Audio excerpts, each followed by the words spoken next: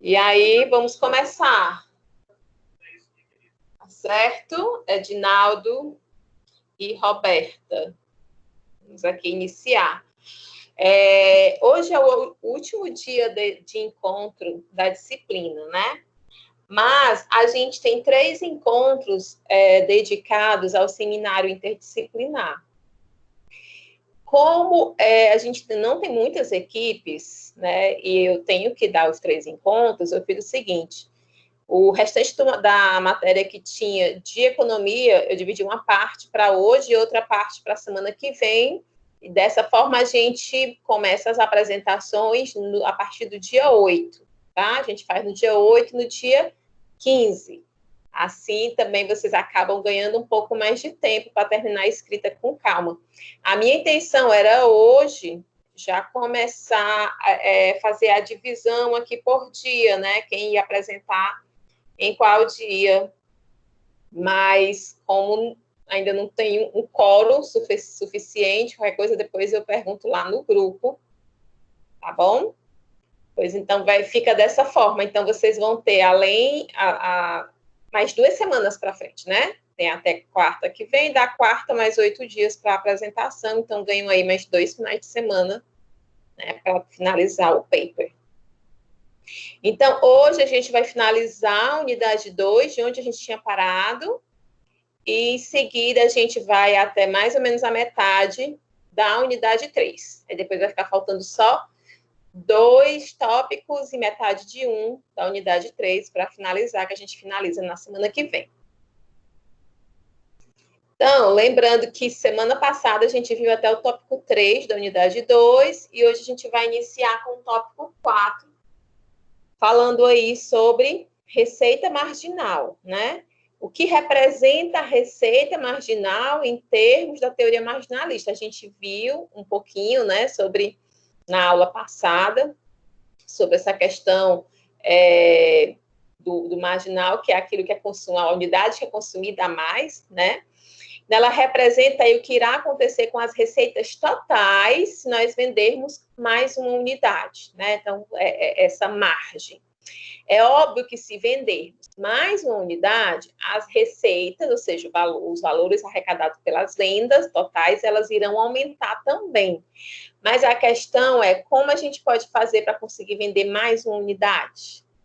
Aí, geralmente, isso acontece como? Reduzindo o preço de venda, né? Sob essa perspectiva, então, da teoria marginalista, na empresa existem 2 análises de venda, a receita total e a receita marginal. E aqui a gente está vendo um pouquinho sobre a apresentação da receita marginal. A receita total, gente, é a quantidade de unidades vendidas durante um período de tempo vezes o valor unitário. Então, é quantas unidades vezes o valor que cada unidade custava. Então, vamos considerar aí a venda de feijão, certo? Onde foram vendidas 1.500 unidades, sendo que cada uma custava R$ 4,50. Então, a receita total nada mais é do que você multiplicar a quantidade vendida pelo valor de venda da unidade. Então, temos aí uma receita total de 6.750.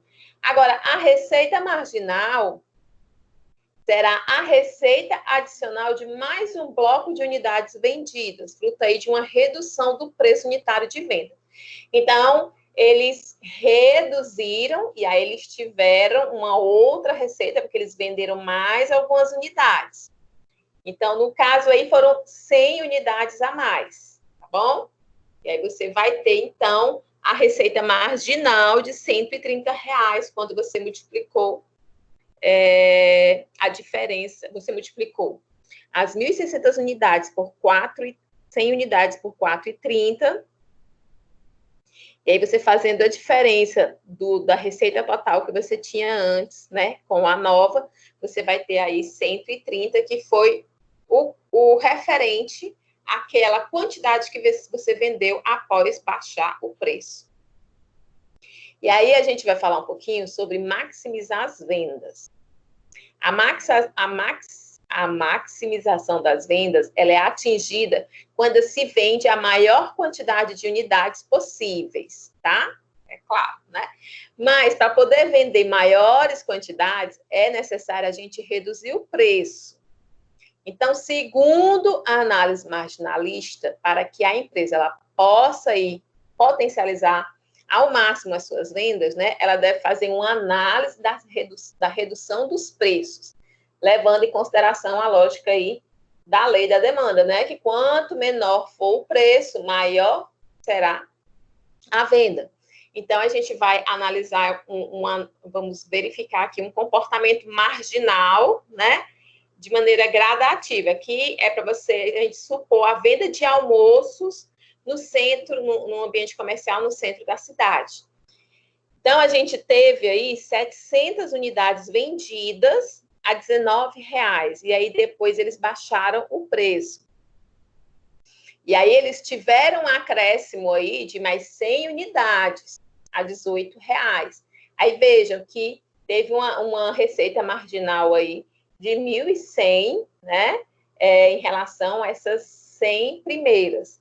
Quando eles baixam o preço novamente, agora para R$17, considerando aí mais 100 unidades, a receita marginal já desce para R$900. E ela vai até chegar aí no valor de, quando ela vende 1.300 unidades, né, de almoço, a R$13. Nessa situação, a receita marginal, ela chega a zero, daí em diante, aliás, a 100. Daí em diante, ela só vai ficar negativa, certo? Então, guardem essa informação. Então, se a gente for analisar aí, observar essa receita marginal, oi, George, boa noite, ainda bem que você apareceu, para a gente fazer pelo menos o quarteto aqui, né? Se a gente for analisar a receita marginal, apura-se, então, da diferença entre as quantidades vendidas de um nível daquele de preços e o seguinte, tá? A gente percebeu que o preço ali naquela tabela, ela cai a cada R$1, tá? Então, entre o nível de 900 almoços vendidos e 1.000 almoços, aqui, vamos voltar aqui para visualizar. Pronto. 900 e 1.000 almoços. Então, 900 foi a R$17 a unidade e 1.000 unidades foi a R$16. Então, nesse intervalo aí, entre o nível de 900 e o de 1.000, quando o preço do almoço cai de 17 para R$16, eles acabam gerando uma receita marginal de R$700, tá bom? E uma receita marginal unitária de R$7. Então, observe que essas 100 unidades, elas representam aí os 100 almoços vendidos a mais após o preço ter baixado R$1. Então, gente, à medida que o preço do almoço ele cai, a procura aumenta, assim a quantidade de vendido, né, também aumenta, e aí eles geram aumentos decrescentes na receita marginal e total, elas vão começando a descer, porque você está diminuindo o preço também, né? E aí, será que você só maximizar, né? Será que só com a maximização das receitas a gente consegue lucros maiores? Só você conseguir aumentar o que está entrando, né, de recursos. Isso é garantia de que o seu lucro ele será maior, tá? A resposta é depende, porque a gente tem que analisar a estrutura dos custos do negócio. Porque lembrando, né, que o seu lucro vai ser o valor de venda menos o custo que você teve para produzir o bem ou o serviço que você está oferecendo. Depois que você tira isso, é que vai sobrar o lucro. Então, a gente tem que lembrar aí que receita ou venda não é sinônimo de lucro. Às vezes, você pode estar vendendo, né, e pode estar tendo prejuízo. E aí, para isso, a gente precisa saber um pouquinho sobre a estrutura dos custos.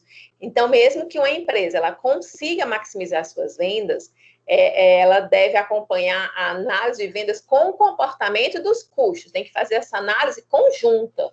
À medida que vai aumentando a quantidade produzida, né, e vendida, como os custos vão se comportando?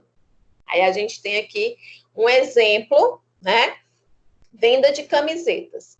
Neste exemplo aqui, a maximização das vendas será quando as receitas atingirem 1.000 unidades. Vocês estão vendo que está em negrito, né? E o preço de venda for de R$11. Então, a gente tem aqui quantidades vendidas, quando chega em 1.000, ela vendeu aí a unidades marginais, aumentou de 100 em 100, né? O preço unitário, que estava lá em cima, com 100 unidades vendidas a R$20, baixou para R$11. E a receita total com essas vendas, né, chegou aí a R$11.000, enquanto que a receita marginal, eu não consigo ver daqui, tá, meu povo? Não consigo visualizar. Mas vocês começam aí o que está em negrito é quando há, então, essa maximização das vendas. Aí as receitas, então, vão ser maximizadas entre 1.000 unidades e 1.100 unidades. Dessa análise aí das vendas, a gente tem como saber se os lucros foram maximizados? Aí a gente vai saber um pouquinho sobre o que são os custos fixos e os custos variáveis. Ó, toda empresa, ela possui custos fixos e custos variáveis. Mais à frente, mais lá para o meio do fim do curso, a gente vai estudar um pouquinho sobre custos, né? Como calcular e tudo mais. Mas a gente já tem que ter em mente que existem esses dois tipos, os fixos e os variáveis. Fixo é aqueles que não aumentam em função do aumento da produção. Então, são custos que são fixados, eles não variam de acordo com o aumento ou a diminuição da produção. A gente tem como exemplo aí, ó, aluguel, amortização do equipamento que você comprou para produzir, folha de pagamento, gastos administrativos, tá certo?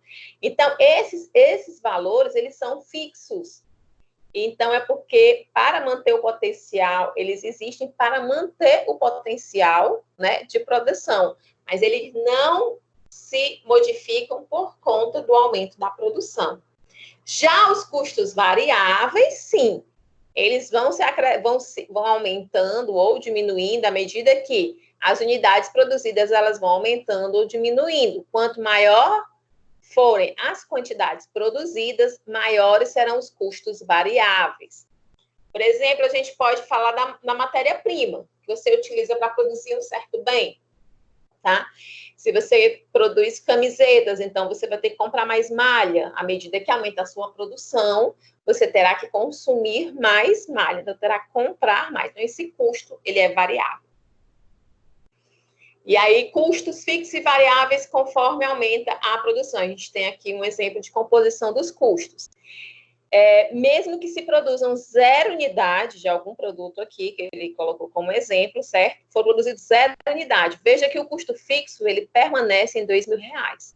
Porque o custo fixo, ele não depende da produção, tá? Mas, como nada foi produzido, então o custo variável também ficou em R$0. E aí, o custo total ficou em R$2.000 para produzir nada. À medida que você vai produzindo, vocês vão observando que o custo fixo, ele se mantém, enquanto o custo variável, ele vai aumentando. Então, no final, a gente tem aqui na última coluna o custo total, que é a somatória dos custos fixos somando aí com os custos variáveis. Por exemplo, quando a gente chega em 300 unidades, né, a gente continua com o custo fixo de R$2.000, mas como a gente está produzindo aí 400 unidades, custou R$3.820 produzir essas 400 unidades. Então, elas vão aumentando à medida que a produção ela vai aumentando. Em termos econômicos, a gente vai ter uma coisinha chamada economia de escala, que é um fenômeno aí de comportamento. Oi, Vitor, boa noite. De comportamento natural dos custos. E a sua Oi, boa noite. Boa noite.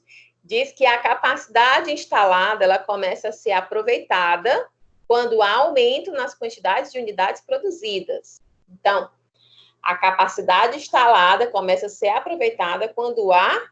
Imagina que você está pagando ali R$2.000 de custos fixos e você não está produzindo nada. Ou está produzindo uma pouca quantidade, não está utilizando o máximo de capacidade de produção. Tá? É isso aí, mais ou menos.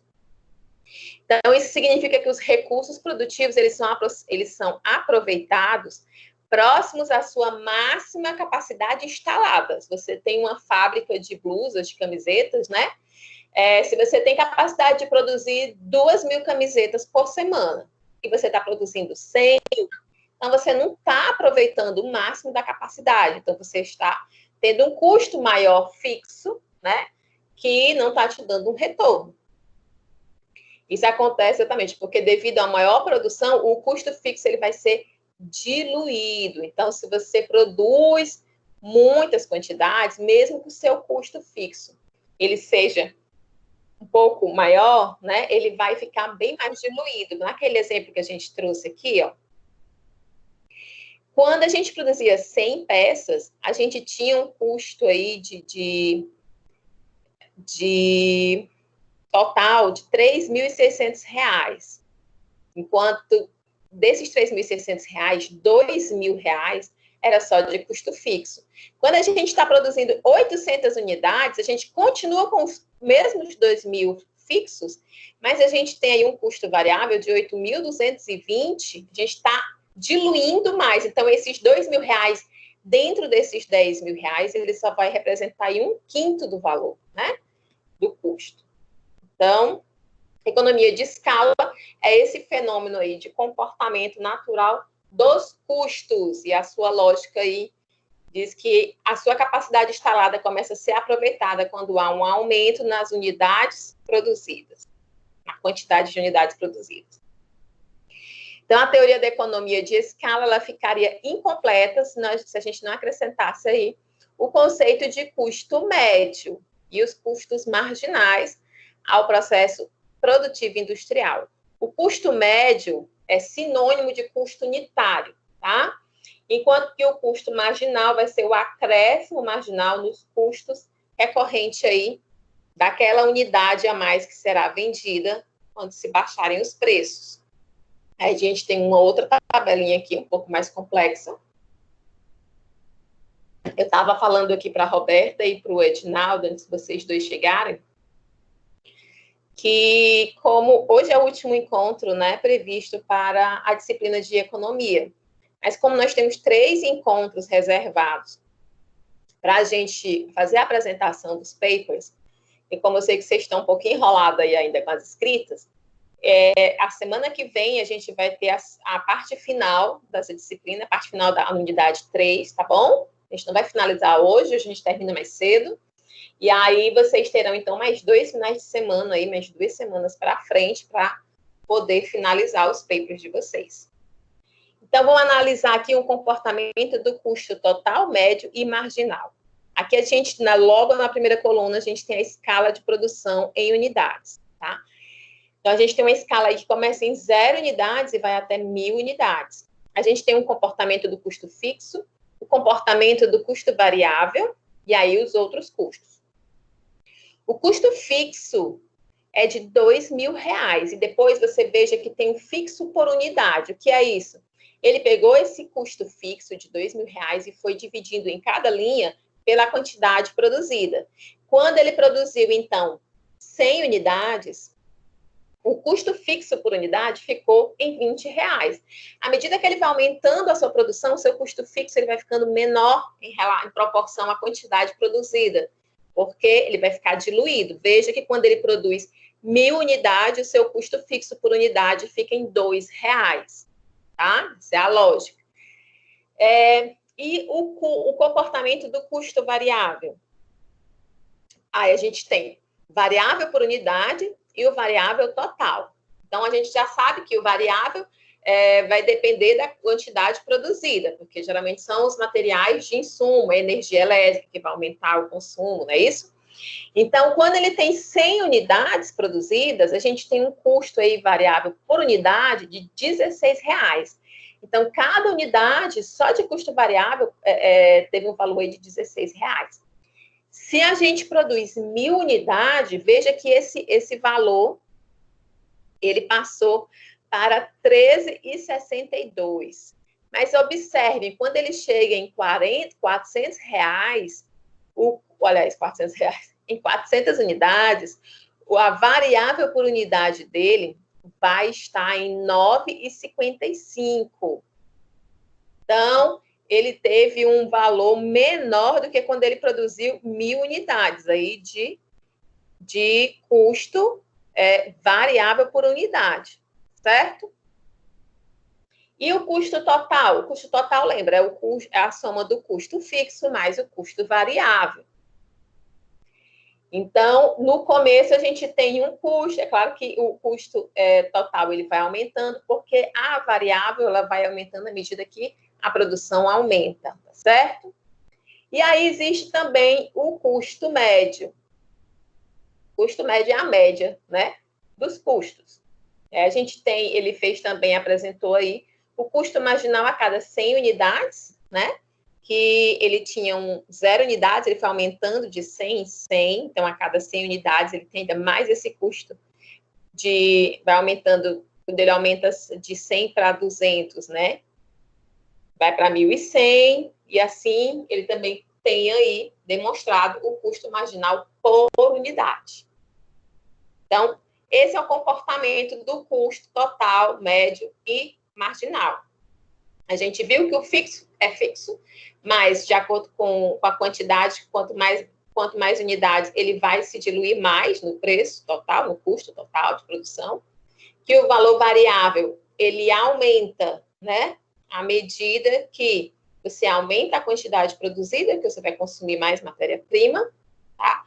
Que o custo total, você vai somar os três, e o custo marginal faz referência àquelas unidades que foram produzidas a mais em relação à anterior.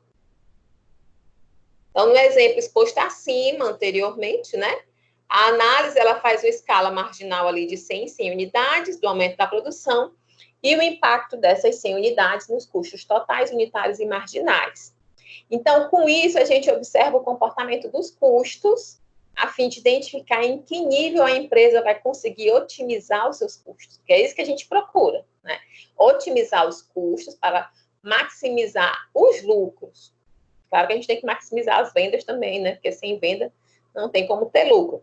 Então, antes de atingir as 400 unidades de produção, o custo marginal ele vinha decrescendo, ele vinha diminuindo. A partir das 500 unidades, vou botar aqui, ó, R$400, ou 400 unidades, está aí em negrito, né, grifado. Então, o custo, se você olhar a última coluna, o custo marginal por unidade, a gente tinha lá R$16, quando eram 100 unidades, quando foi para 200, baixou para 11, quando foi para 300 unidades, baixou para 6,60, quando foi em 400 unidades, ele chegou a R$4,60. Mas veja o que acontece quando ele produz 500 unidades. O custo marginal, ele sobe em relação às outras 400 unidades. Ele começa a subir, certo? A explicação para isso é que está nas 400 unidades. Marcelo. Oi. Explique melhor esse custo marginal. Não consegui entender, não sei se é porque eu peguei da metade da apresentação, mas eu não entendi muito bem, não, o custo marginal. Marginal, tu lembra que na aula passada a gente viu que a quantidade marginal é aquela que você vai vender, a unidade que você vende a mais depois que você baixa os preços? Então, você tem... Aí a gente começou a observar aqui que quanto mais, e a gente viu isso na lei da demanda, quanto menor o preço, maior a demanda, né? Então, quando você quer maximizar, você começa a baixar os preços. E aí, para você baixar os preços, você precisa analisar os custos. E aí, o custo marginal vai ser o custo por cada 100 unidades a mais que ele vai produzir. Vamos dizer que ele vinha produzindo 100 unidades, ele vai precisar produzir mais 100. Então, ele procura vender aí mais 100 unidades. Então, o custo dessas outras 100 unidades. E aí, o que ele está demonstrando é que quando ele vai aumentando de 100 em 100, quando ele chega nas 400 unidades, é quando esse custo ele chega no menor patamar. Daí em diante, esse custo começa a aumentar. Então, ele vai dizer aqui que a explicação para essa situação acontecer está nessas 400 unidades, pois a empresa ela vai ter um maior custo marginal a partir daí, não é isso? A partir desse nível, ele terá que pagar uma maior proporção de custos variáveis por unidade produzida. Os custos variáveis, eles vão incluir aí, podem incluir, inclusive, né, você tem que contratar mais pessoas, dependendo da capacidade de produção. Então, se o seu custo variável ele vai aumentando, o seu custo marginal ele também vai acabar aumentando depois.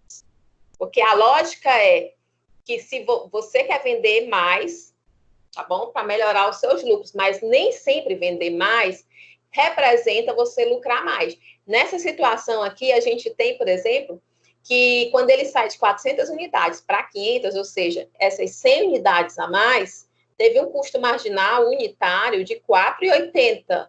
E ele antes estava pagando R$ 4,60. Quer dizer que ele baixou o preço dele de venda, mas o custo dele está mais alto para vender. Então, o lucro vai ser maior? Não vai? É isso que a gente está analisando. É para você poder analisar a cada 100, e aqui é de 100, né? Mas vai depender da realidade de cada situação. A cada unidade a mais que você vai vender, quanto isso vai influenciar no teu custo. Deu para entender, Jorge? Entendi sim, viu? Está muito voltado também à questão da rentabilidade, né? Nem sempre baixar preço e se diminuir a rentabilidade, às vezes não é viável, né? Exatamente. Mais ou menos essa avaliação aí. Exato, nem sempre vender muito quer dizer que você vai ter um lucro, porque você, para analisar lucro, você tem que antes analisar, você não analisa só receita, você analisa custos também. Uhum. E a gente vai chegar nessa parte aí dos lucros. Então, em termos microeconômicos, que é o que a gente está estudando aqui, a microeconomia ainda, quer dizer que até as 400 unidades, a empresa ela consegue obter economia de escala crescente, vai crescendo. Ou seja, os custos marginais, eles vão decrescendo e otimiza aí o custo unitário. Ultrapassando as 400 unidades, a empresa passa a incorrer em economias decrescentes de escala, ou seja, para continuar ampliando a sua produção, ela terá que forçar e aumentar os seus custos variáveis por unidade produzida. Então, o bem vai ficar mais caro. Até 400 unidades, eles conseguiram ir baixando o custo. A partir dali, eles tiveram que aumentar, acabou aumentando. Para buscar a maximização dos lucros, então, a gente tem que combinar aí essa análise da otimização das vendas e dos custos, tá? Então, tem que maximizar aí a receita marginal e os custos marginais, identificando a escala ideal, na qual acontece aí uma diferença positiva, porque lucro vai ser uma diferença positiva entre receitas e custos. Claro que a gente vai procurar sempre a maior quantidade a diferença positiva em quantidade maior possível, quer dizer que o lucro vai ser maior. Aí, veja aqui, ó, uma maximização aí do lucro. A gente começa aqui, quantidades produzidas, 100 unidades. Essas 100 unidades produzidas geraram aí uma receita de 2.000, aliás, R$100, é isso? Aqui não disse é em reais. Não, é unidade. 100 unidades produzidas geram uma receita total de R$2.000. Só que o custo total, que é o custo fixo mais o variável, é R$3.600. Então, a receita aí foi de R$18, com um custo marginal aí de R$16. Então, ficou com um lucro potencial negativo de R$1.600. Porque só o custo fixo, né, dessa empresa é de R$2.000, gente. Então, vender 2.000 só deu para pagar os custos fixos. Então, os outros R$1.600 de custo variável, né, ficou no negativo. Então, é por isso que, para você aproveitar a capacidade de produção da sua empresa, você vai ter que maximizar as vendas, porque você vai ter que aumentar a sua produção até chegar no patamar em que as receitas serão maiores do que os custos, e você vai começar a ter lucro, tá? A gente vai conseguir isso aí já a partir de 300 unidades. Então, já aconteceu com vocês, de vocês irem fazer alguma encomenda, principalmente em gráfica, e aí você precisa de poucas unidades, a pessoa diz, não, a gente não pega essa quantidade porque a gente vai ter prejuízo. Então, é nesse sentido, certo? A análise que eles fazem. A gente vê que aqui, a partir de 300 unidades, ele consegue ter uma renda de R$ 5.400 em contrapartida aí de custos de 5.360. Ele vai ter um lucro aí de R$ 40. As coisas estão melhorando, mas ainda não chegaram lá, certo? Então, ele consegue ter um lucro crescente. Então, o lucro ideal dele aqui é quando ele vende 600 unidades, nesse valor que fecha a receita aí em R$ 9.000, a um custo de 7.100, onde ele vai ter, então, um lucro de R$ 1.900. Depois disso, veja, o lucro começa a cair novamente.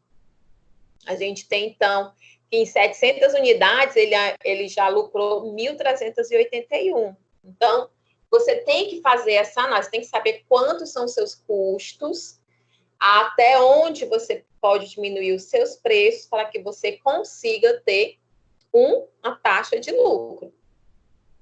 Não, a pessoa que não conhece os seus números, né, ela não consegue ir muito além, porque se ela achar que só em vender mais ela vai estar lucrando mais, a gente está vendo aqui que não é bem assim. Então, ele vai trazer a explicação sobre aquele quadro. Observe que a maximização... Aí, Marcela, que na realidade não é assim, é assim mesmo que digo, viu? Eu trabalho no comércio e é exatamente isso aí. Quando a gente baixa muito a rentabilidade, o risco é maior, porque você tem que, por exemplo, é mais produto da empresa fora, né? Porque a gente vendeu mais, com preço mais baixo, e o risco aumenta, né? O risco de inadimplência aumenta, porque é mais dinheiro fora do mercado, da empresa. Então realmente não é por aí mesmo, viu? E aqui a gente está analisando somente custo e receita, a gente não está analisando essa parte de inadimplência, que é um fato que tem que ser considerado. Às vezes a gente paga um valor alto, um valor mais elevado, porque tem outros valores embutidos além do custo, né? Porque a empresa não tem aí prejuízo. Certeza. É um tipo de lucro. A teoria marginalista, então, gente, ela determina aí a maximização do lucro potencial, que acontece quando o nível de maximização do lucro ele será exatamente no ponto em que a receita marginal e o custo marginal eles se encontrarem aí no mesmo nível, ou seja, quando eles são iguais. Aqui, ó. Vocês analisaram aí a receita marginal dele foi de R$8, nessa linha aí das 600 unidades, tá? E o custo marginal foi de R$8 por unidade também. Então, quando receita marginal e custo marginal, elas encontram o mesmo valor, é quando a gente vai ter aí a maximização do lucro. Fechou? Então, a concorrência, aí a gente vai falar agora, fechamos essa parte aí de custos, de maximização de lucros, então a gente viu que não é só baixar o preço e aí conseguir vender mais, que tem que se fazer uma análise quantitativa por trás, né, até descobrir aí o ponto exato para não perder a mão, por assim dizer, e você acabar tendo prejuízo. Você vai vender e não vai valer a pena ter vendido. Passou-se isso, vamos falar um pouquinho sobre estrutura de mercado, concorrência perfeita. A concorrência perfeita, ela acontece quando há um grande volume de empresas e consumidores no mercado. Assim, os produtos oferecidos, eles serão, então, facilmente, perfeitamente substituíveis entre diversas outras alternativas, né? Ou seja, não há aí nenhum tipo de diferenciação significativa entre as mercadorias que são ofertadas no mercado. Na vida real, gente, praticamente não há um mercado perfeito. Um exemplo, né, podem ser aí as feiras livres. Você vai numa feira livre, aqui em Acaraú tem uma feirinha, não sei onde vocês moram, se tem. Hoje acho que não tem mais, agora é tudo no mercado. Mas você vai comprar banana. E aí você consegue encontrar banana, precisa você... se a primeira barraca que você for tem banana prata, né? Você vai numa terceira barraca, também tem, numa quinta também tem, a mesma banana prata. Às vezes uma tem uma qualidade um pouco melhor do que a outra, tá? Mas o que ele quer dizer é que todas são bananas prata. Então, você consegue aí, há um grande volume de empresas, ali, grande volume de pessoas ofertando o mesmo produto, tá? Que são perfeitamente substituíveis. Então, em síntese, a competição perfeita, um mercado com competição perfeita, existe quando há um grande número de empresas e de compradores para aquele produto. Os produtos, eles são perfeitamente substituídos entre si. As firmas e os consumidores, eles têm pleno conhecimento do mercado, eles sabem quem está ali vendendo. As firmas podem entrar e sair livremente do mercado, não tem problema, tá? As compras e as vendas são realizadas individualmente e não tem... Queria tanto tirar esse negócio aqui do meio. A questão de modificar os preços do produto. Aí, saindo da concorrência perfeita, que a gente viu que praticamente não existe, vem a questão da concorrência imperfeita e a concorrência monopolística. Então, nesse mercado existe um grande volume de consumidores e de empresas, e neles não existem barreiras para que as empresas possam oferecer os seus produtos no mercado. É a situação parecida com a da concorrência perfeita. A diferença é que, nesse caso, os produtos oferecidos, eles são diferenciados entre si. Ou seja, as empresas, elas têm condições de criar condições de diferenciação, tá? Como as marcas diferenciadas de macarrão, de chocolate. Por exemplo, você vai comprar pão integral. Aí você encontra lá, às vezes, da mesma marca. Você tem pão integral 12 grãos, você tem outro que é com castanha. Né? Aqui mesmo eu tenho 3 tipos de pão integral aqui em casa, tudo da mesma marca. Tá? Então, é nesse sentido. Então, as empresas, elas têm condições de... Elas criam condições de diferenciação. Então, veja, quando eu ia na feira e tudo era banana prata, era uma coisa. Agora eu vou... Nem tudo é pão integral, mas não é o mesmo pão. Então, se eu gosto de comer o pão de castanha, não é a mesma coisa de eu comer o pão integral de 12 grãos, certo? Então, nesses produtos, as empresas procuram se diferenciar por meio da qualidade e da funcionalidade. Em síntese, na competição imperfeita, existe, então, também um grande número de firmas e compradores. Os produtos oferecidos pelas firmas, eles são diferenciados entre si, né? Não é mais o mesmo como era na perfeita, e as firmas podem entrar e sair livremente do mercado, da mesma forma como era na competição perfeita. A gente está falando aqui, que a gente vai falar agora, sabe de quê?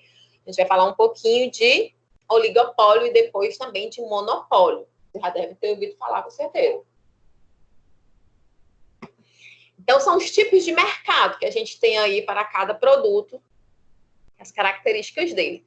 E o oligopólio? O que é o oligopólio? Né?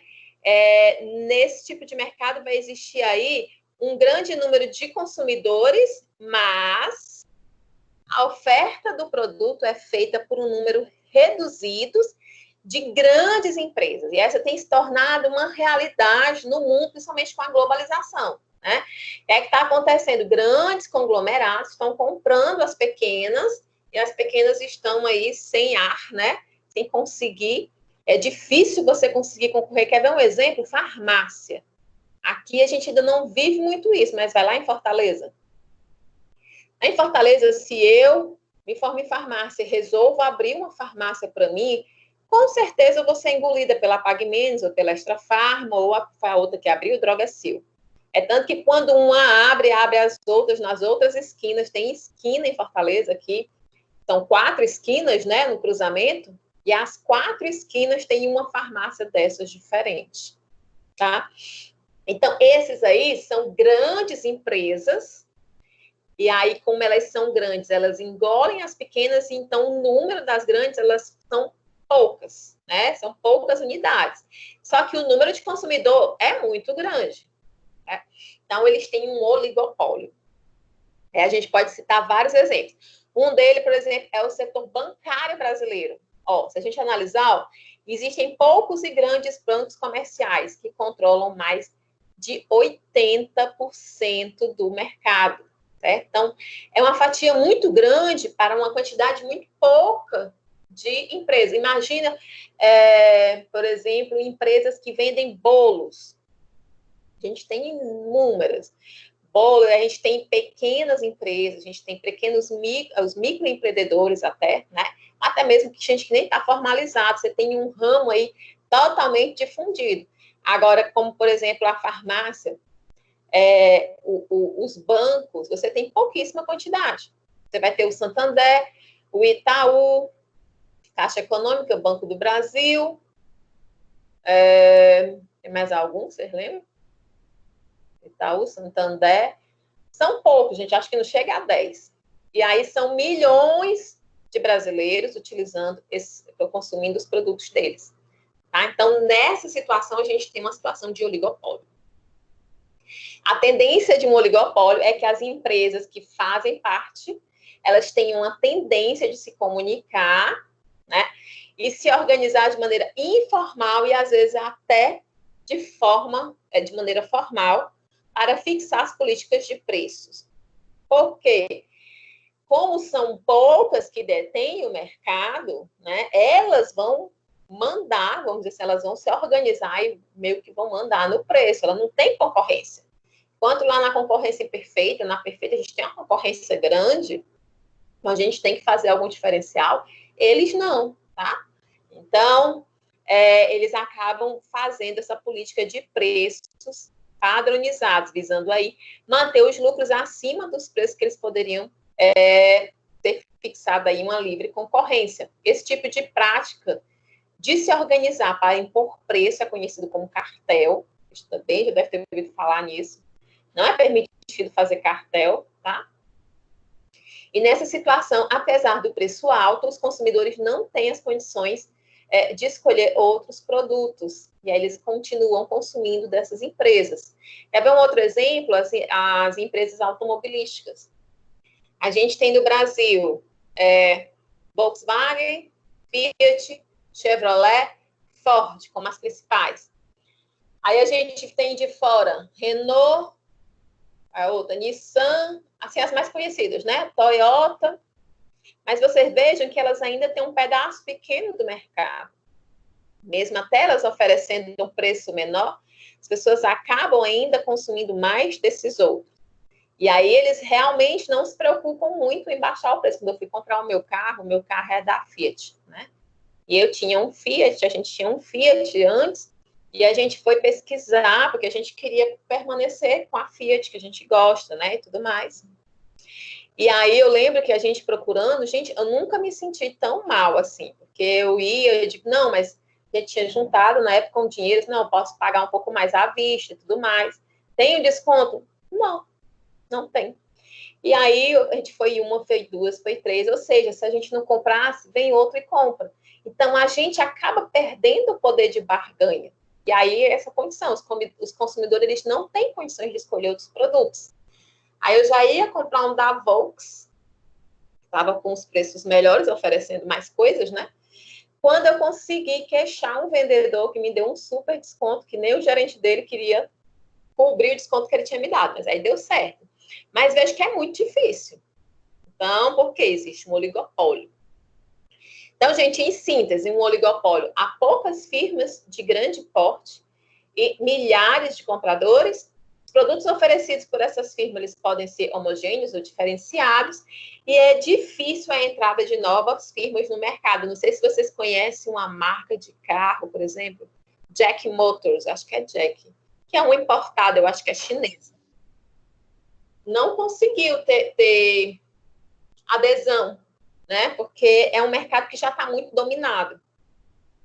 E aí os monopólios, tá? Os monopólios, o produtor retém aí o poder de negociação frente a milhares de consumidores, ou seja, porque ele é a única empresa que possui condições aí de produzir e ofertar um determinado bem ou serviço à sociedade.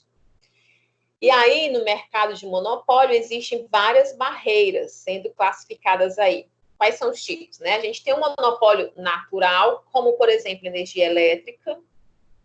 Nós temos a questão das patentes, ou seja, quem inventou, quem descobriu, ela registra, e ela vai ser a detentora, né, da proprietária daquela fórmula, daquele equipamento, daquela tecnologia, por um certo período, então só ela vai oferecer. Controle de matérias-primas básicas, como exemplo aí a Petrobras, né? Ela tem um controle das matérias-primas aí que são provenientes do petróleo, né, gás natural, essas coisas. E a gente tem também um monopólio institucional, que é instituído aí pelo Estado, onde ele institui que terá um monopólio, por exemplo, aí os Correios, né? Os monopólios e os oligopólios em mãos da empresa privada, eles geram grandes riquezas e poder econômico. Imagina aí a energia elétrica no Ceará, no Rio de Janeiro, só pode ser ofertada pela Enel. E todo mundo precisa de energia elétrica. Então, eles têm muito poder, né, nas mãos dessas empresas, muita riqueza, muito poder econômico. E aí, o que acontece? Em alguns países, possuem órgãos públicos que fazem o controle desse tipo de empresa, para que eles não se tornem abusivos.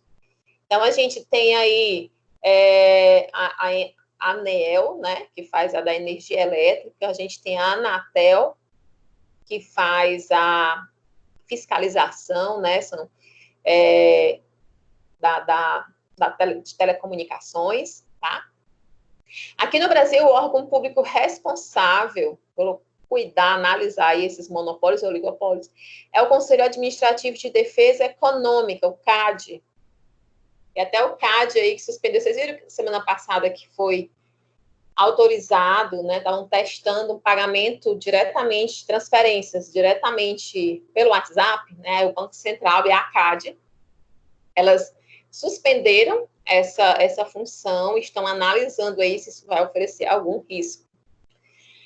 Pronto, gente, com isso a gente finalizou o que estava devendo, né? Que estava pendente da unidade 2. Na unidade 2, faltava a gente ver essa questão da receita marginal, a gente fez essa análise de custos, né, para saber a questão do lucro, e a estrutura de mercado, que essa questão de mercado é concorrência perfeita, imperfeita, monopólios e oligopólios.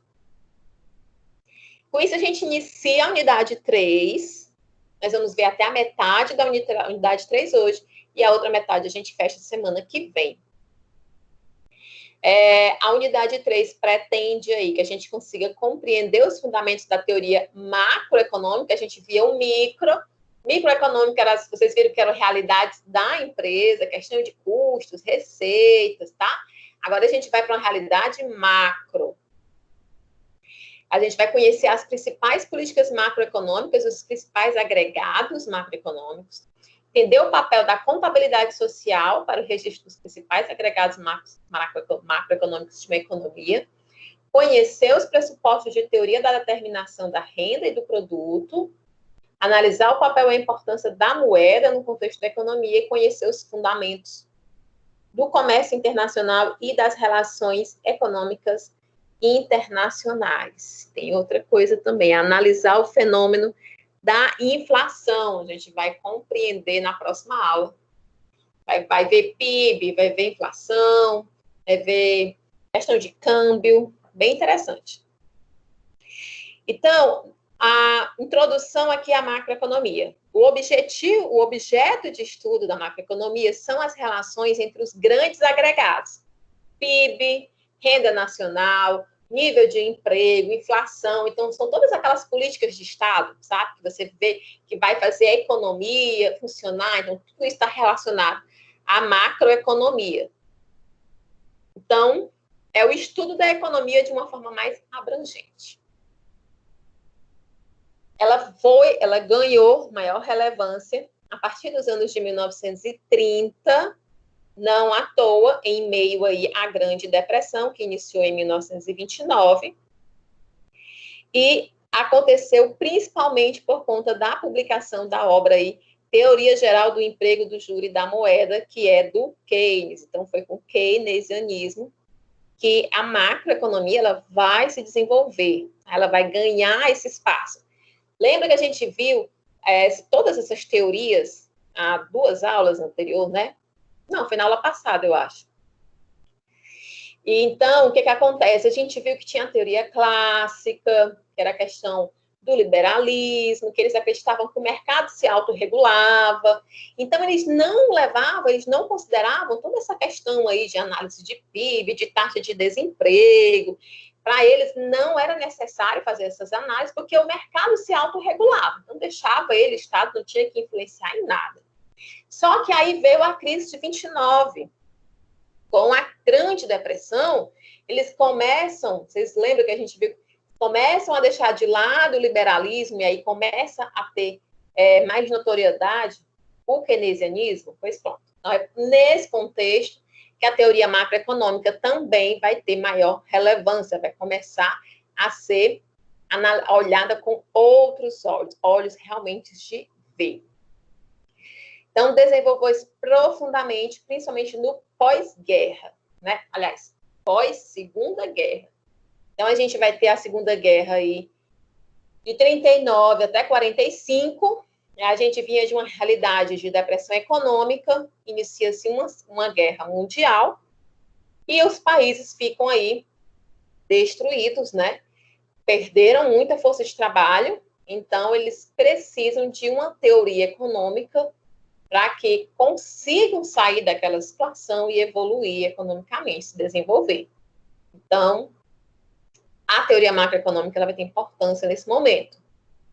Mais e mais os economistas estavam, então, preocupados em compreender as variáveis que influenciavam o desempenho da economia nos seus vários âmbitos. E é isso que a teoria macroeconômica ela vai nos ajudar a enxergar.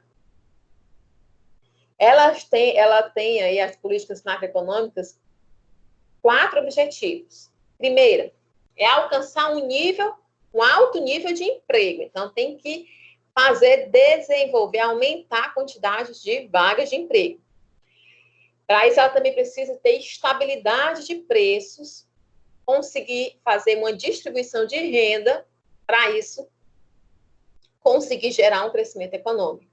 Então, as questões relacionadas ao emprego e à inflação, elas são preocupações centrais das políticas chamadas de estabilização, e são geralmente preocupações de curto prazo. Então, para fazer girar em curto prazo, o foco é emprego e controlar a inflação, tá?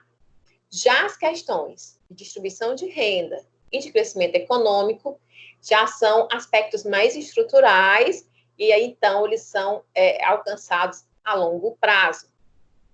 Que a gente sabe, você começa a aumentar a quantidade de emprego, continua mantendo o poder de compra das pessoas, controlando a inflação. Isso vai fazer com que haja um crescimento da economia, aumentando a produção, aumentando a quantidade de emprego. Isso vai fazer a renda começar a ser distribuída. Vamos entender cada um dos pontos, então, que são objetos da política macroeconômica. Alto nível de emprego, né? As discussões sobre o desemprego, elas vão datar aí de 1930, e elas permitiram um aprofundamento no debate sobre a macroeconomia. Keynes foi quem forneceu os instrumentos necessários para que a economia em recessão, 1930, preparasse aí o seu nível de emprego. E antes de 1930, o desemprego ele não era uma preocupação frequente dos economistas, tá? Isso porque a gente viu que nessa época predominava aí o pensamento liberal.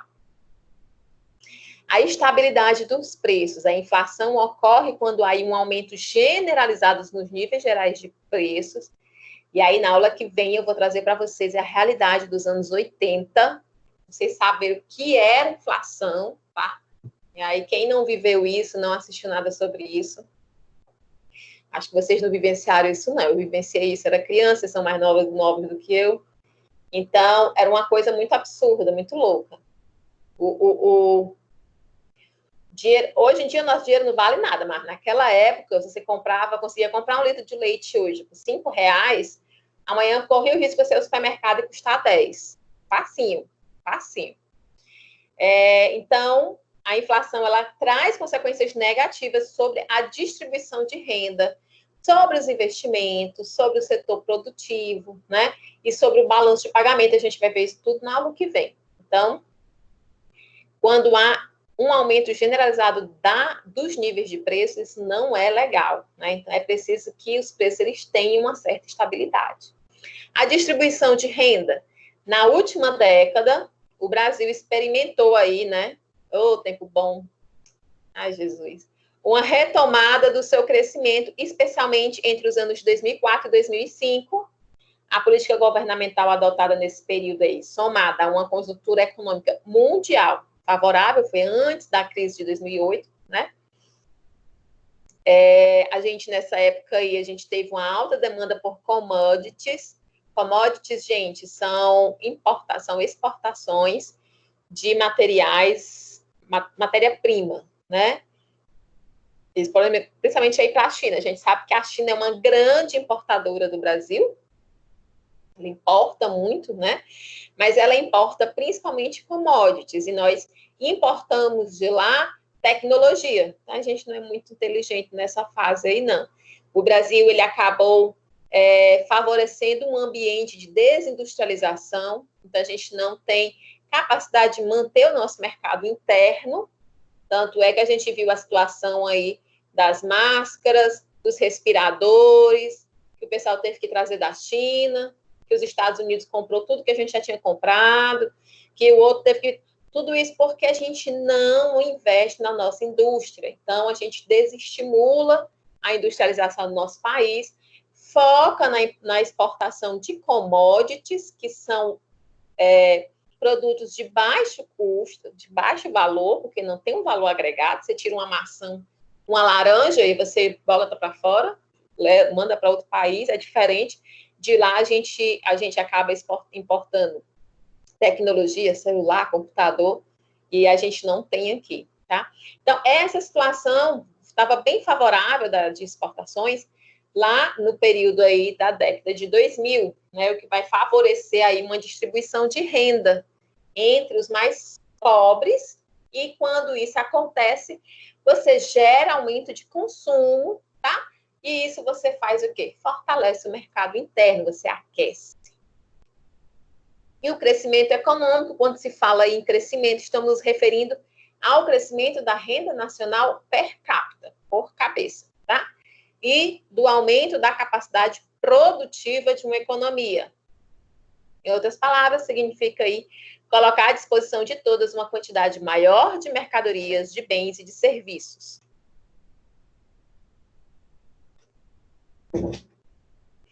E aí, gente, falando em situações macroeconômicas e macroeconomia, a gente vai ter o quê? Políticas econômicas. Para a gente poder alcançar os objetivos lá da macroeconomia, né, que é o emprego, alto nível de emprego, distribuição de renda, crescimento econômico, estabilidade de preço, a gente vai se utilizar de quê? Das políticas econômicas, que são desenvolvidas pelo Estado. A gente tem, então, a política fiscal, a política monetária, a política câmbio comercial e a política de rendas. Tudo isso para quê? Para alcançar esses objetivos aí de estabilidade de preço, alto nível de emprego, distribuição da renda e crescimento econômico. Vamos conhecer cada uma dessas políticas. A política fiscal, ela se refere aí às ações do governo com relação aos seus gastos e às suas receitas. Então, ouviu falar em política fiscal, está relacionado, então, aos gastos e receitas do governo, tá? Corresponde aos instrumentos utilizados para a arrecadação de tributos. A gente tem aí a política tributária, para o controle de gastos, aí a gente tem política de gastos, a gente teve agora em 2016, né? Foi 2016 que foi aprovada a PEC do teto de gastos do governo. Então, pronto, aqui é uma política fiscal. É uma política para que não se aumente os gastos do governo, tá? Para que as receitas, né, elas sejam aí melhor investidas. Por meio da política fiscal, o governo ele pode estimular a demanda agregada, ou seja, estimular o consumo, fomentar o crescimento econômico e o emprego.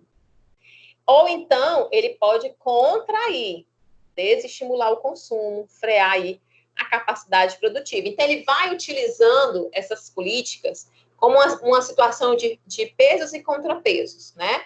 Então, vamos dizer assim, ele precisa estimular o consumo, não tá bom, pronto, agora a gente está na questão da pandemia, o consumo, né, das famílias diminuíram por N motivos.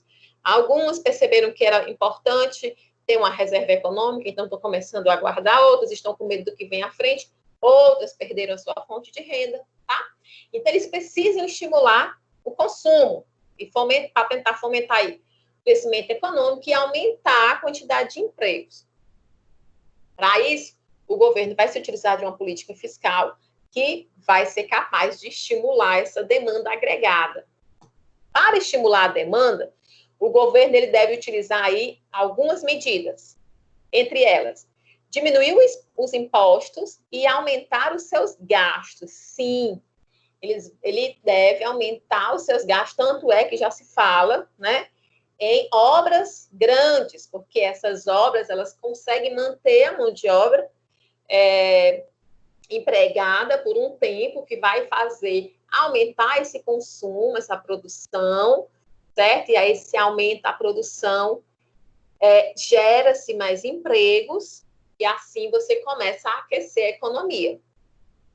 Então, isso irá fomentar, acelerar aí a economia e fomentar o crescimento econômico. Então, se ele quiser, por exemplo, estimular essa demanda aí de consumo, ele pode diminuir os impostos. O que aconteceu quando o governo diminuiu o imposto de IPI sobre carros zeros? A venda de carro zero foi lá para cima. Quando eles diminuíram o IPI de eletrodomésticos da linha branca, lembra? Vocês lembram? Então, as pessoas começam... Então, um refrigerador que custava, sei lá, R$ 1.600, e aí ele baixou a taxa de IPI, então o custo daquela mercadoria também baixou, sem diminuir o lucro da empresa. Então, ele foi, sei lá, para R$ 1.300. Então, fica mais atrativo para você comprar. E aí você estava querendo trocar de geladeira, estava se segurando, aí viu uma oportunidade de compra. Tá? Então, é assim que vai funcionando. Já para contrair a demanda agregada, o governo ele deve fazer uso aí de uma política fiscal mais restritiva.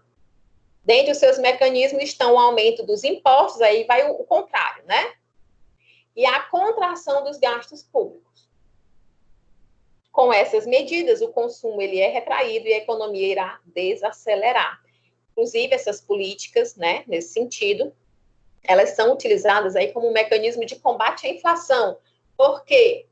A gente, quanto maior for a demanda, né, se ela aumentar muito e as pessoas não tiverem a oferta, elas vão aumentar o preço. Quando elas aumentam o preço, a inflação sobe. E aí a economia é sempre esse jogo de peso e contrapeso. Aumentou, é preciso tirar de um canto e botar de outro, vai sempre indo e voltando. Mas a lógica é vocês compreenderem aqui como é que funciona. Precisa aumentar a demanda, estimula o consumo. Como? Diminui os impostos, aumenta os gastos do governo. Quer o efeito contrário?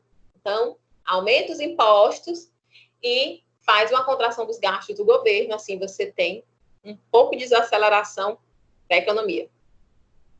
E a política monetária?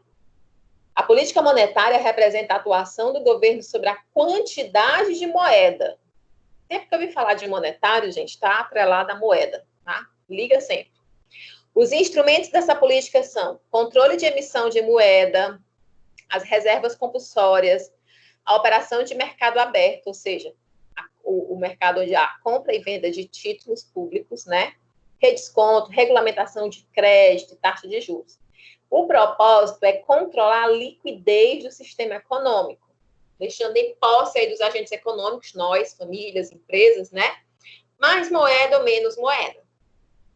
E aí, existem também essas duas situações. Caso o governo precise aí contrair o volume de moedas em posse dos agentes econômicos, ele deve lançar a mão de uma política monetária contracionista. E aí, dentre esses mecanismos, a gente tem aí, ó, então, o aumento da taxa do depósito compulsório, ou seja, a porcentagem do volume dos depósitos que são captados pelos bancos, né, ele aumenta essa porcentagem. Porque, assim, os bancos, eles têm que manter uma quantidade para que ele tenha liquidez. Eu vou lá, né, coloco meu dinheiro na poupança, tá? Vocês vão lá, colocam o dinheiro na poupança também. Ou vocês aplicam no CDB, alguma coisa assim. O que acontece? O banco pega esse dinheiro de vocês, paga uma taxa de juros para vocês, e com esse dinheiro ele empresta a outra pessoa.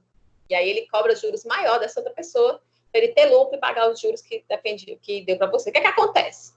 A pessoa que ele emprestou dinheiro, ele fez um contrato, sei lá, para ser pago em 5 anos. Mas você, que deixou sua poupança lá, surgiu um imprevisto, você precisa do dinheiro amanhã, tá? Então, você vai lá e vai sacar, mesmo que o dinheiro tenha contribuído para pagar o empréstimo para outra pessoa, e ele não terminou de pagar tudo.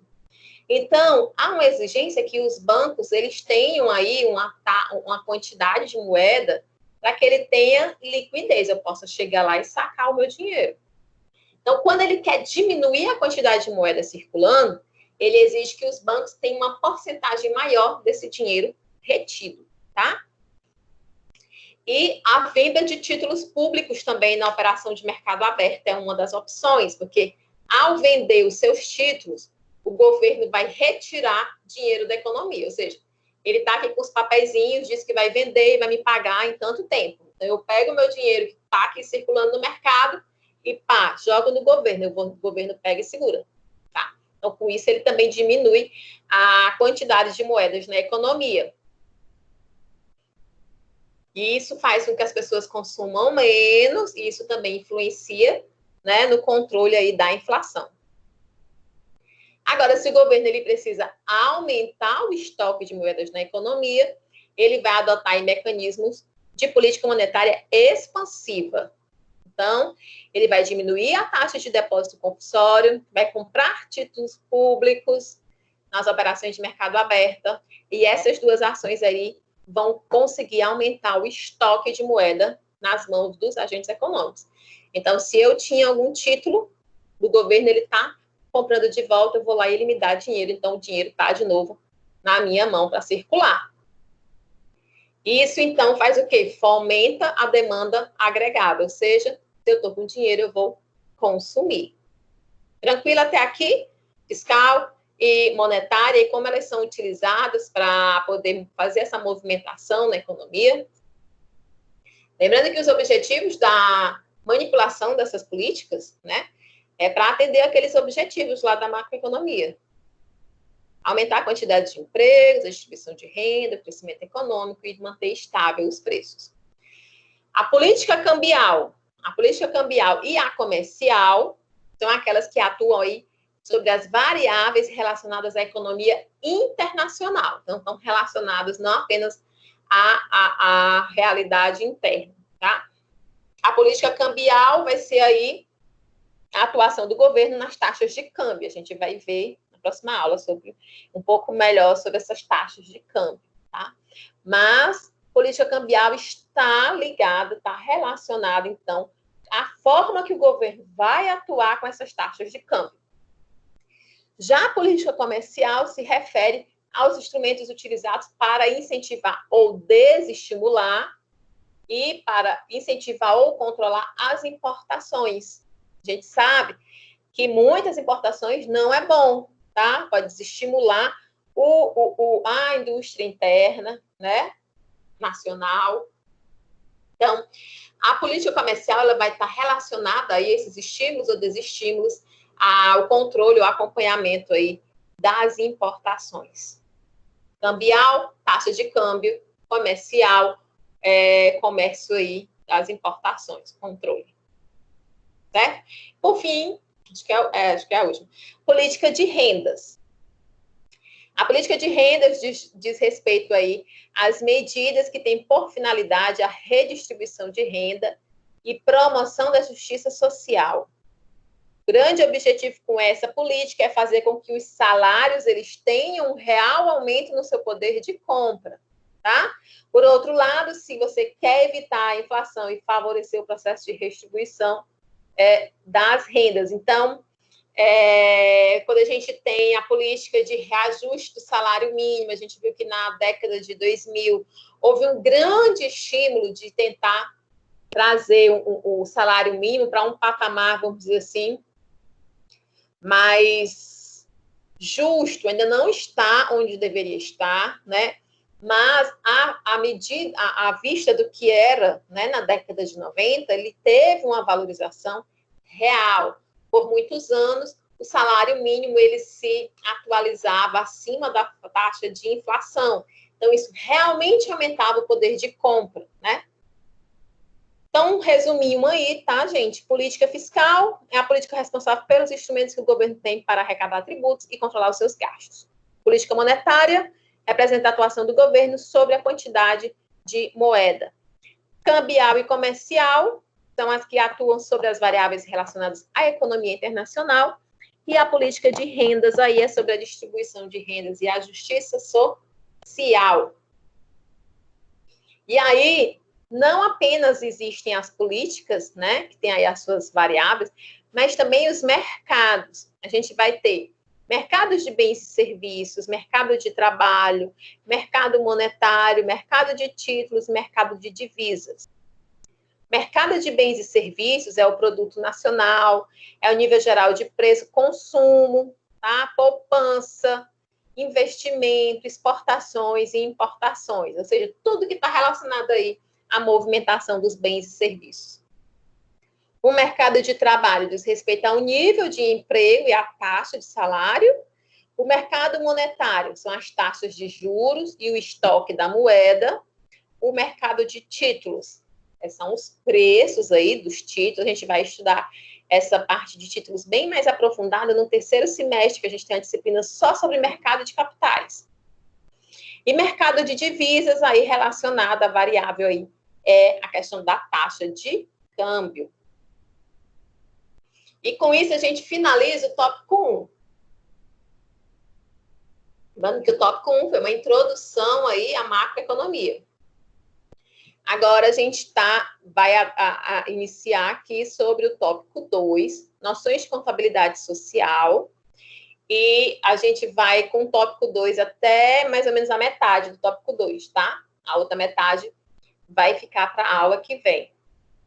Então, a gente vai ter que a contabilidade social, ou também chamada de contabilidade nacional, ela se refere ao registro contábil da atividade econômica de um país em um determinado período de tempo, geralmente 1 ano. Então, registro contábil da atividade econômica de um país. É um conjunto de técnicas que vai permitir aí a medição do desempenho econômico. Como é que o pessoal descobre, né? Quanto é que foi o nosso PIB, né? Então, é com base nisso daí, a partir da contabilidade social. Ela que vai permitir a medição do desempenho econômico de um país, né? Ou seja, dos principais agregados macroeconômicos, do produto interno bruto, que é o PIB, da poupança agregada, o investimento agregado, importações, exportações, consumo, entre outros. A gente pode citar 2 sistemas de medição dos agregados econômicos, que são utilizados aí, ambos com modelos e manuais aí organizados pela ONU, tá, gente? Que é o sistema de contas nacionais e a chamada matriz de relações intersetoriais, que também recebe o nome aí de matriz insumo, produto ou ainda matriz Leontief. Vale dizer que esses sistemas de medição eles se desenvolveram também, acredito, no pós-guerra. Então, muito aconteceu aí nesse período.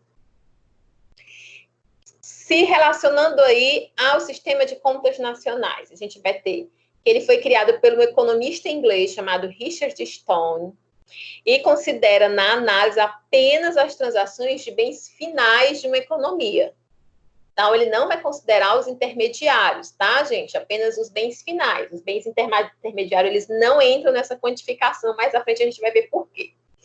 O método contábil utilizado é o das partidas dobradas. As partidas dobradas quer dizer para cada lançamento de um lado tem que ter o do outro, né? São partidas em dobro, por assim dizer. Discriminando aí por meio de contas específicas as transações macroeconômicas das famílias, das empresas, do governo e do setor externo. Então, essas são as características aí do sistema de contas nacionais. Já quanto à matriz de relações intersetoriais, que era o outro sistema, né? Ela foi desenvolvida aí pelo economista russo, Wassily Leontief, e em sua matriz de quantificação, ele leva em consideração tanto as transações agregadas de bens finais, quanto às agregadas de bens intermediários. Vocês lembram que aqui, ó, no sistema de contas nacionais, ele considera apenas as transações de bens finais de uma economia. Na matriz de relações intersetoriais, não, ele considera as transações de bens finais e intermediários. No Brasil, a partir do ano de 1999, os dois sistemas eles foram integrados, seguindo aí a metodologia da ONU. E é claro que o sistema de contas nacionais, operacionalmente, ele permite aí o acesso aos principais agregados macroeconômicos de maneira mais rápida, se comparada ao outro sistema, que é a matriz de Leontief, que necessita aí de dados mais detalhados, geralmente coletados nos censos. Então, ele é mais difícil de ser mensurado. Das contas nacionais, ele tem uma operacionalidade mais prática, mais rápida.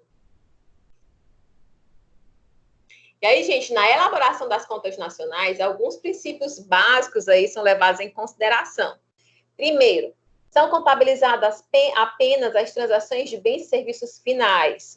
Na contabilização aí são excluídos os bens e serviços intermediários. Quanto aos custos tomados para análise, são os referentes à remuneração dos fatores de produção. Então, não entram na conta aí os custos de matérias-primas e de bens intermediários, tá bom? Apenas produto final. A produção corrente do próprio período é medida, ou seja, não entram na contabilização os valores das transações com bens produzidos em anos anteriores, apenas do período corrente. Por exemplo, se você revendeu em 2016 um automóvel no ano 2013, essa transação ela não vai ser incluída no cálculo aí da contabilidade nacional de 2016, porque ela já entrou lá em 2013. As transações medidas sempre se referem a um fluxo por unidade de tempo. Então, os seus agregados macroeconômicos aí, quando eles são contabilizados, leva-se em consideração um período de tempo que geralmente é de 1 ano. Há também casos de estimativas trimestrais, como, por exemplo, nas amostras parciais. A outra característica aqui não se consideram as transações puramente financeiras, né? Porque essas transações financeiras, a investinação, né?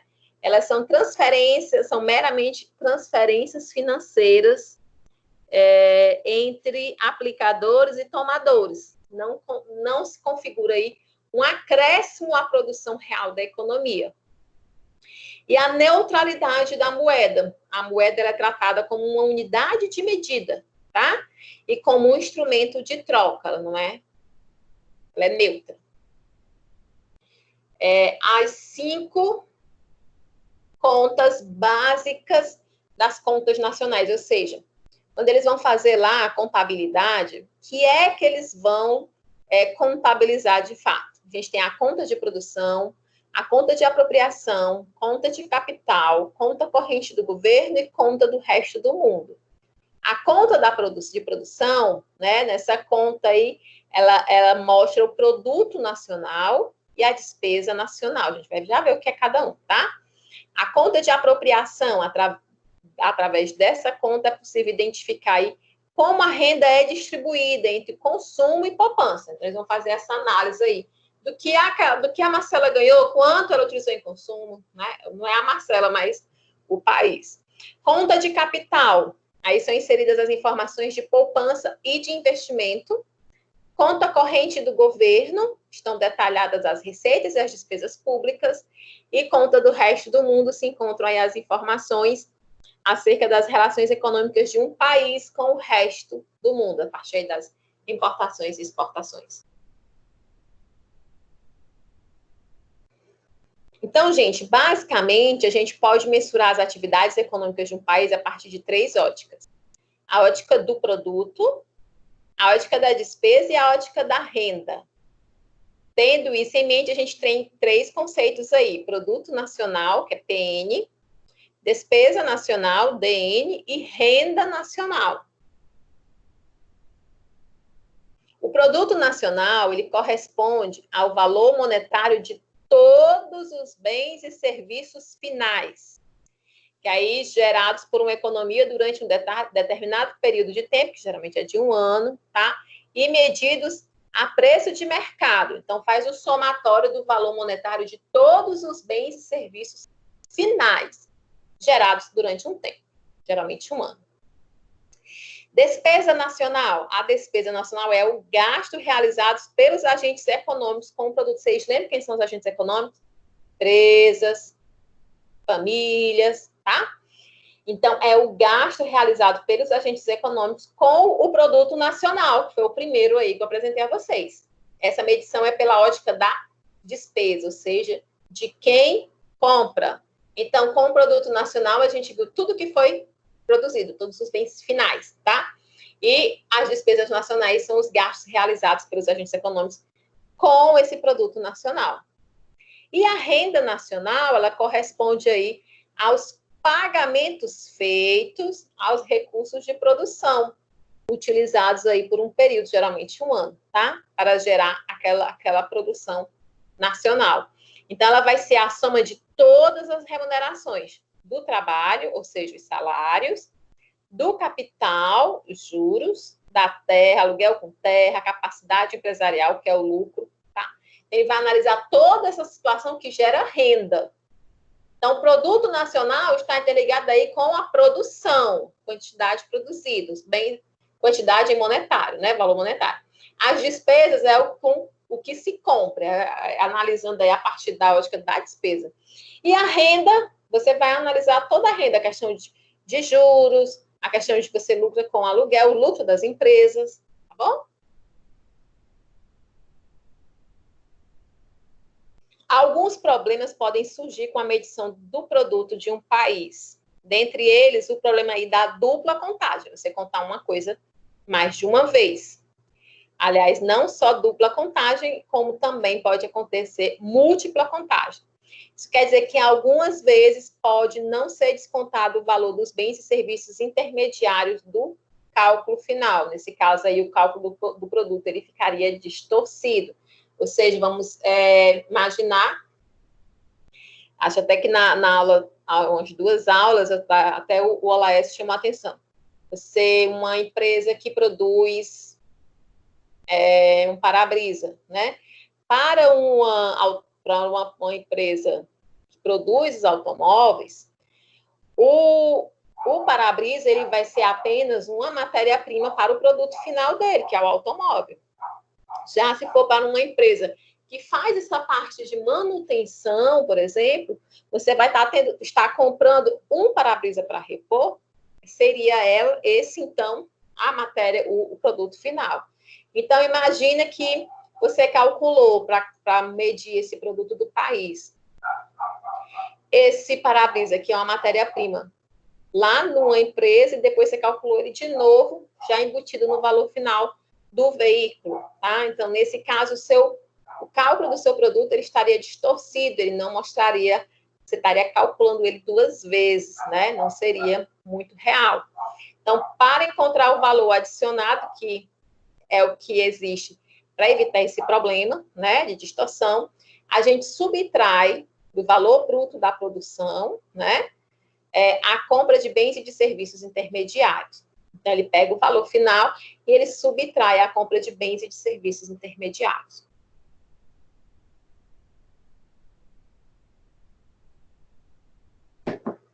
E além das transações com bens e serviços de consumo corrente, a gente também precisa considerar outros 3 elementos que são importantes. O primeiro deles é que as famílias elas não gastam toda a sua renda comprando mercadorias ou adquirindo serviços. Elas também poupam para o futuro, né? Nesse sentido, é importante a gente se atentar também para o conceito de poupança, que isso vai influenciar. Então, nem tudo que é receita, ela vai para o mercado. A segunda é que as empresas, elas não produzem apenas bens de consumo final para o consumo, né? Elas também produzem bens de capital que aumentam a capacidade produtiva da economia. Então, quem produz os equipamentos que as empresas vão utilizar para a sua produção? Não foi um bem que foi gerado diretamente para o consumo final lá na ponta. Ele está ali no meio, né, no intermediário. Então, para isso, a gente precisa conhecer também o conceito de investimento. Né? Tem o conceito de poupança, o conceito de investimento, e, em terceiro lugar, a gente deve considerar que os bens de capital eles se desgastam no processo produtivo. Então, o conceito de depreciação, né, ele também se evidencia. Então, poupança, investimento e depreciação. A poupança é o ato de não consumir no período, deixando aí para um consumo futuro. A poupança, portanto, a poupança agregada, que vai ser identificada aí pela sigla S, ela corresponde à parcela da renda nacional que não é consumida naquele período. E o investimento? A gente entende aí como investimento agregado, o I, né, o gasto com todos os bens produzidos, aí bens de capital, bens de consumo, bens intermediários, e não consumidos no período, que irão, portanto, aumentar a capacidade produtiva da economia. Inclusive, aí, a questão dos estoques, né, é um investimento.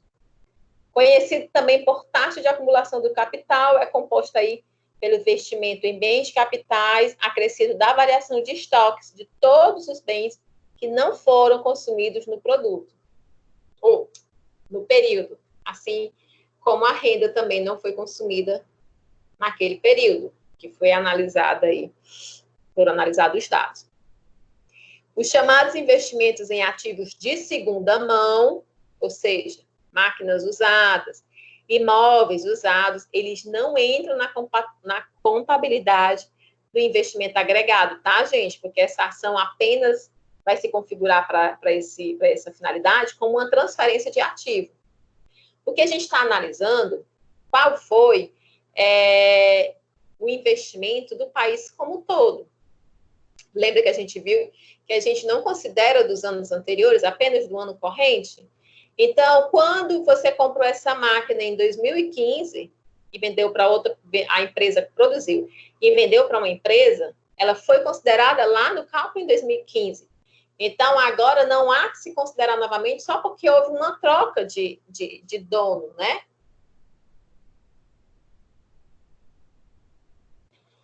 E, por fim, a depreciação aí corresponde ao desgaste do capital da economia em um determinado período de tempo.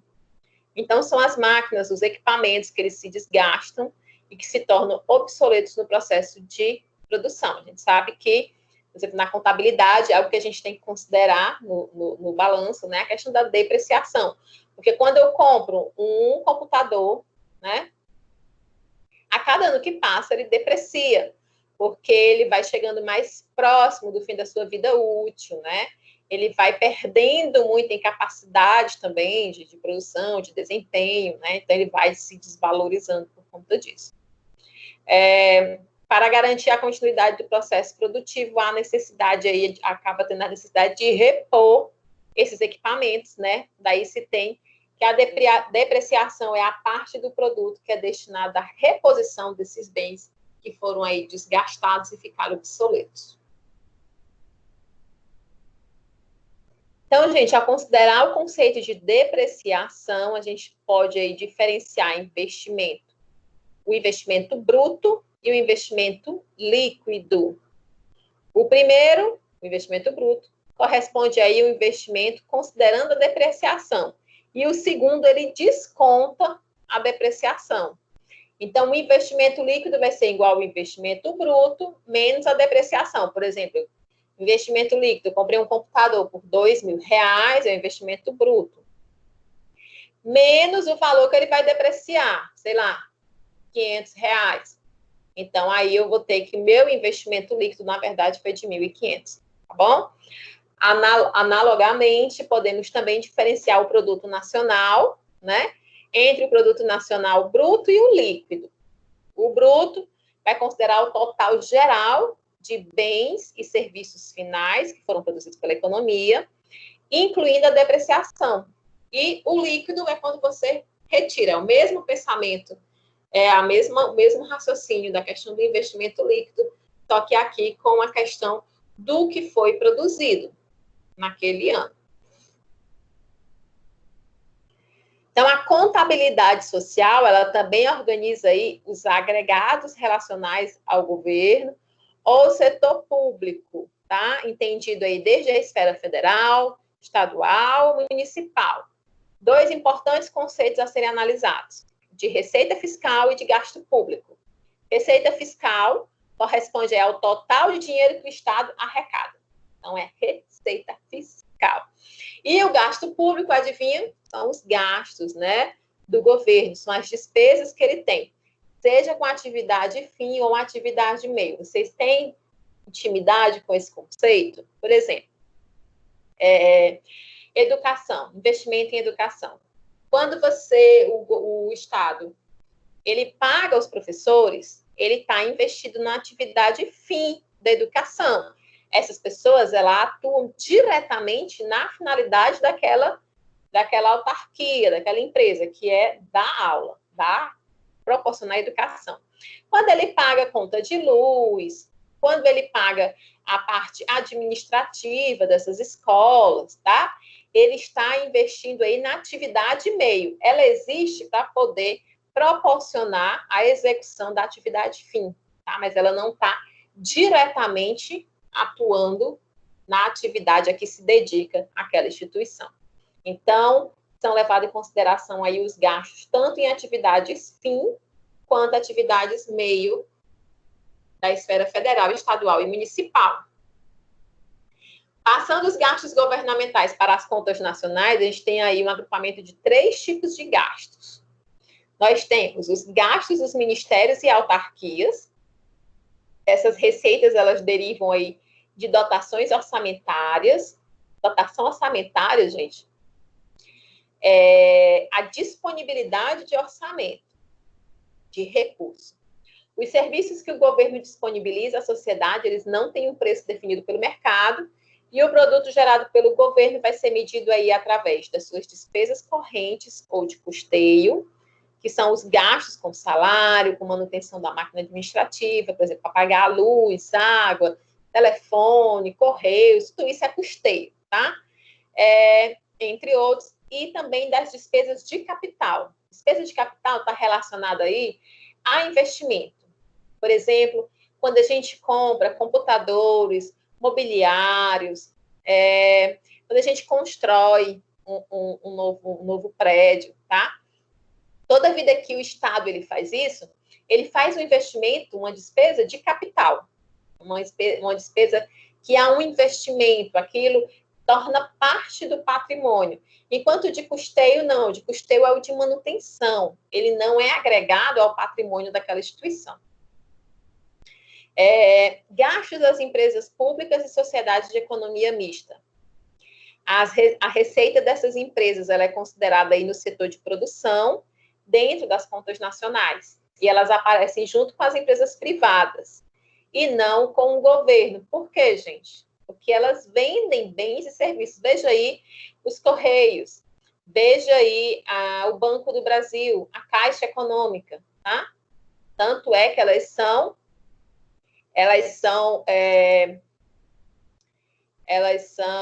como é que eu vou dizer, gente? Pessoas jurídicas de personalidade público-privada, geralmente. Tem uma diferenciação de uma para outra, tá? Mas, por exemplo, os Correios, Banco do Brasil e a Caixa, eles não têm servidores públicos, eles têm empregados públicos, porque o regimento deles está mais atrelado ao mercado privado do que à administração pública. Então, a seleção, por forma de concurso, sim, mas eles assinam carteira, tá? Eles são seletistas, eles não são servidores públicos, tá? Isso é a Petrobras também aí, um exemplo. Então, esses gastos aí do governo, eles são elencados, calculados lá dentro das receitas aí do setor de produção. E o terceiro, gastos com transferências e subsídios. Nas contas nacionais, esses gastos, eles aparecem como transferência e não são contabilizados como parte da renda nacional.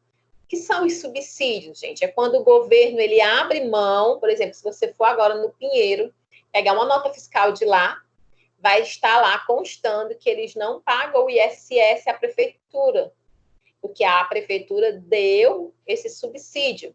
Ela abriu mão de arrecadar esse recurso porque ela calculou que a vinda de um aparelho, né, de uma instituição como essa, o que ela traria de benefícios seriam muito maiores do que simplesmente recolhendo os impostos.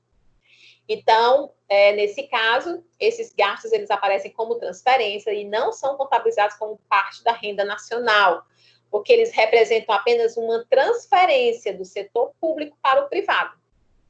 Portanto, não existe aí, por conta disso, um aumento da produção. Aí, outro exemplo que eles dão também, ó, bolsa de estudo, aposentadoria, os subsídios a setores empresariais, que foi o que eu falei. A administração das receitas e as despesas do governo, ela pode conduzir a duas situações. Quando você vai analisar lá, opa, peguei todas as receitas, todas as despesas, deu positivo, deu negativo, como foi que ficou? Fiz a subtração entre elas, tá? A gente tem um superávit público quando ocorre a questão que a arrecadação ela é superior ao total dos gastos. É como se a gente tivesse um lucro, tá? E déficit público é quando ocorre quando os gastos do governo eles superam a sua arrecadação. E a gente tem vindo nos últimos anos com déficit, e esse ano vai lá para cima o rombo aí do déficit, né? Quanto à situação do déficit, ele pode ser em 3 tipos. Nós temos o déficit primário ou fiscal, que leva em consideração a diferença entre arrecadação e despesas naquele período, tá? E ele não leva em consideração aí correção monetária, ou seja, a questão da inflação, né, cambial, e nem os juros da dívida contraída em outros anos. O déficit operacional, ele corresponde à diferença entre arrecadação e despesas no período aí acrescido, os juros da dívida passada. Então, aqui, ó, ele já considera os juros, enquanto que no outro não considerava. E o déficit nominal, ou total, ele leva em consideração o déficit total, ou seja, ele inclui aí a dívida atual, mais os juros, mais a correção monetária, a questão cambial, né, das dívidas passadas. E é isso, gente. Finalizamos por hoje, 9 horas em ponto, cravado. Alguma dúvida? Edinaldo, Roberta, Vitor, Jorge, caiu. Alguma dúvida? Não? Pois, galerinha, muito obrigada pela presença.